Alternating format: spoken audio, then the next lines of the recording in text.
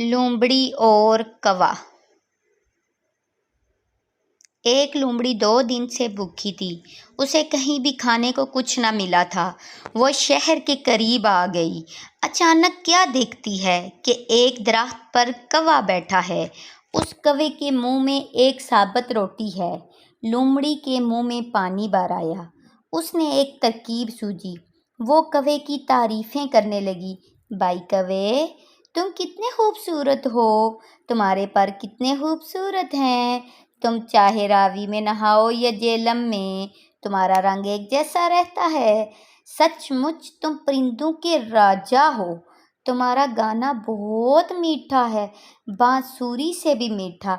दिल तुम्हारा गाना सुनने को तरस रहा है। ज़रा गाना गा के सुनाओ। कौवे ने अपनी तारीफ सुनी। वो फूल कर कपा हो गया।